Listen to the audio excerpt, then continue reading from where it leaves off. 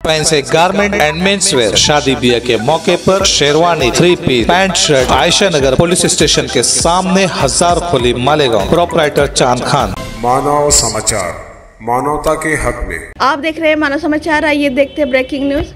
Mid day meal के चावल की कालाबाजारी। मानव समाचार ने खिचड़ी के ठेकेदारों के खिलाफ पहले भी कई बार आवाज उठाया है, लेकिन प्रशासन और कमिश्नर ने इस बारे में कोई भी कदम नहीं उठाए।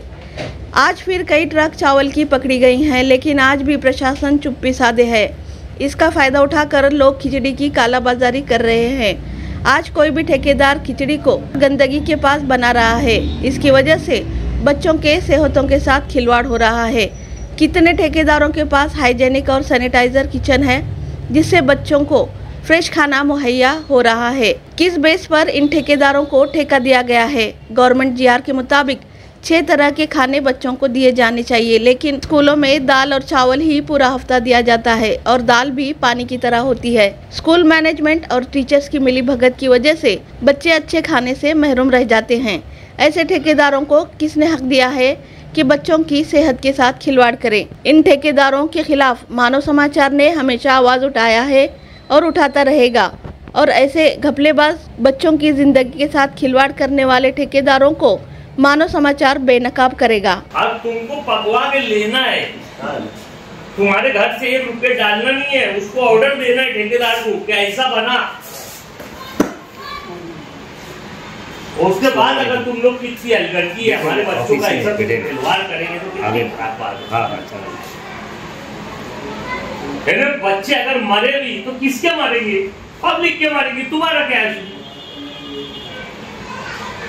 अच्छी बात नहीं है। बिल्कुल तुम अपनी जवाबदारी से पीछे हट नहीं सकते सर। तुम जवाबदारी के पैसा ले रहे, पगार दे रहे। तुम यहाँ हेडमास्टर है तो हेडमास्टरी की पगार दे रहे सर, और उसके बावजूद तुम्हारा नियंत्रण अगर 10, 20, 25, 50 बच्चों पे अगर तुम्हारा नियंत्रण नहीं है कि कौन खिचड़ी वाला क्या पका रहा, क्या खिला रहा, उसके बाद ये हालत हम लोगों का। पिकअप गाडी, या गाडीमध्ये धान्य भरलेलं आहे। त्या गाडीमध्ये मोठ्या प्रमाणात तांदूळ होते आणि ते तांदूळ आज रोजी कॅम्प पोलीस स्टेशन या ठिकाणी देखील जमा केलेलं आहे। त्या गाडीमध्ये तांदूळ बघता मॅक्झिमम ड्रायव्हरची माहिती घेतली। त्या ड्रायव्हरने सांगितले की 65 ते 70 गोणी हा तांदूळ भरलेला आहे। ही गाडी जमा केली। जमा केल्यानंतर मार्केट यार्ड या ठिकाणी जमा केली, जनावरांच्या बाजाराजवळ।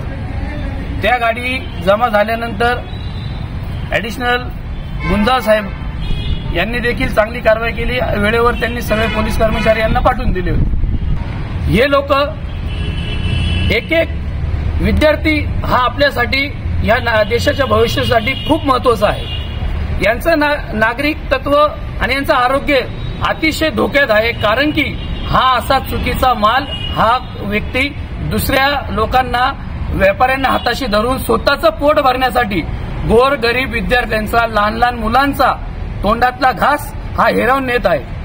ते गोडाऊन त्याचं स्वमालकीचं आहे। त्या ठिकाणी 12 सिलेंडर सापडलेले होते।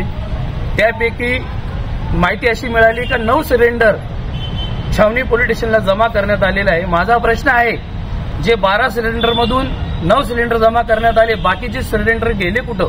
माझी एवढीच अपेक्षा आहे, जे लहान लहान मालेगाव तालुक्यातले बालकं आहेत, ते मालेगावचे असो का अथवा अवघ्या महाराष्ट्राचे असो, कुठल्याही बालकावर असा अन्याय झाला नाही पाहिजे, त्यासाठीच मी आज रोजी उभा आहे।